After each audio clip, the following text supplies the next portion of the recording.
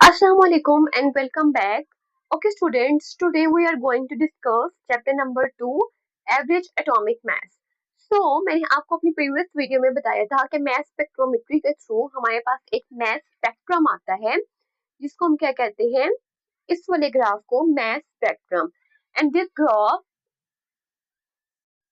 Assalamualaikum and welcome back to Chemistry Hub by HM. Okay students, today we are going to discuss average atomic mass. तो मैंने अपनी previous video में यानी कि math spectrometry के topic में आपको बताया था कि हम एवरेज एटॉमिक मास कैलकुलेट करेंगे नेक्स्ट वीडियो में। तो एवरेज एटॉमिक मास अगर हम पीरियोडिक टेबल के अंदर देखें तो वहां पे भी हमें एवरेज एटॉमिक मास दिया होता है हर एक एलिमेंट का। और वो एवरेज एटॉमिक मास का क्या मतलब है कि मतलब कि एक एलिमेंट के जितने भी आइसोटॉप्स होते हैं उन सबको आपस में ऐड करके जो मास आता है उसको हम क्या कहते हैं, एवरेज एटॉमिक मास।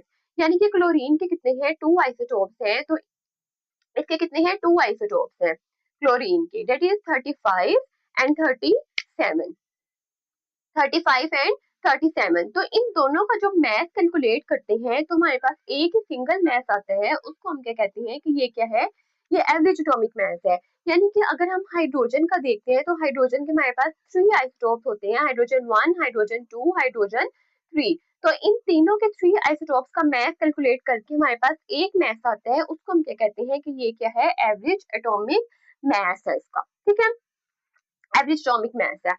और ये वाला एवरेज एटॉमिक मास जो आते हैं ये पीरियोडिक टेबल के अंदर लिखा होता है। ओके स्टूडेंट्स, अब हम एवरेज एटॉमिक मास को कैलकुलेट करते हैं। हमने मैथ स्पेक्ट्रोमेट्री के अंदर जब मैथ स्पेक्ट्रम देखा था तो उसके अंदर हमने देखा था कि एक्स एक्सिस के ऊपर क्या होता है, मास टू चार्ज रेशियो गिवन होती है और वाई एक्सिस के ऊपर रिलेटिव अबंडेंस होती है।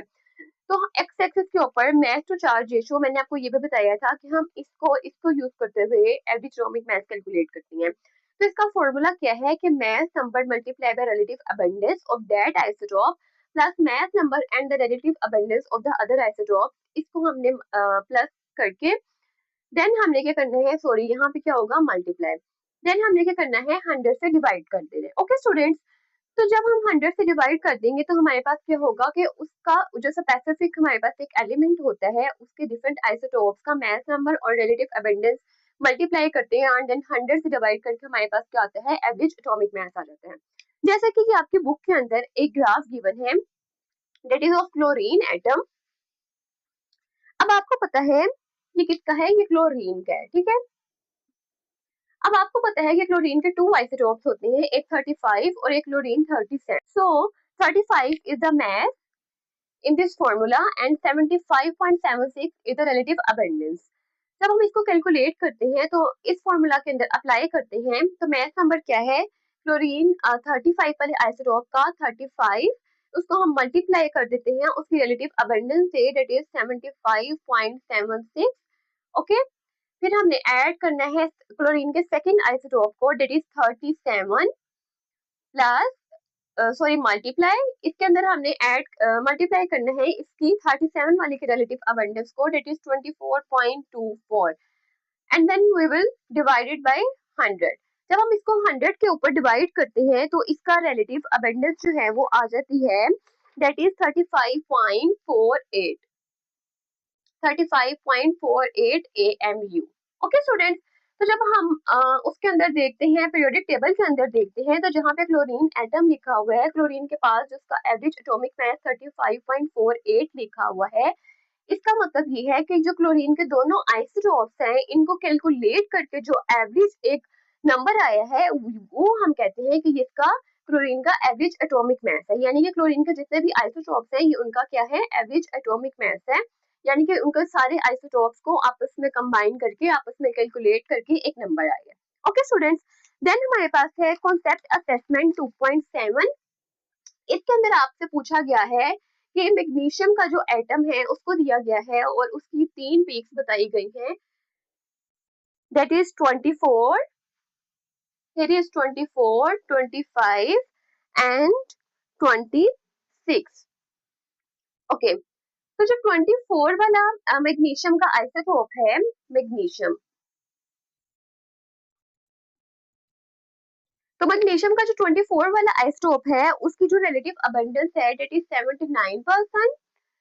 जो 25% वाला है, 25 वाला आइसोटोप है उसकी रिलेटिव अबंडेंस क्या है 10%, और जो 26 वाला आइसोटोप है उसकी रिलेटिव अबंडेंस क्या है 11%।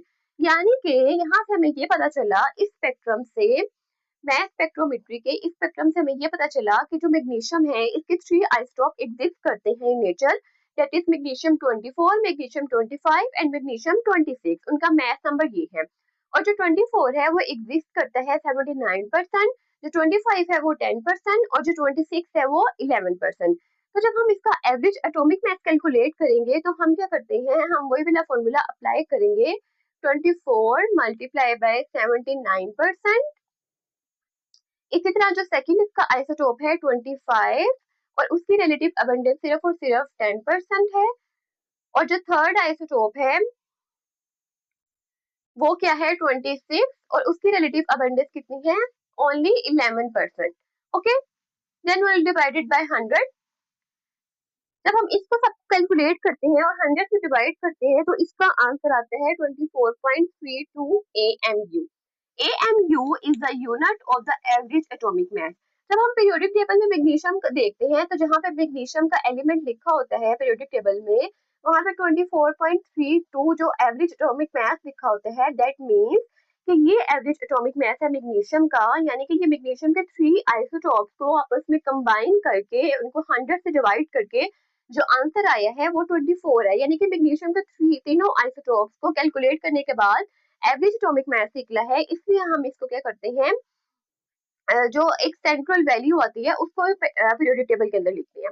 ओके स्टूडेंट, सो ये हमारे पास कॉन्सेप्ट असेसमेंट थी 2.7। So this is all about the average atomic mass. Hopefully आपको समझ आ गया होगा। हम मिलते हैं नेक्स्ट टॉपिक में, तब तक के लिए अल्लाह हाफिज।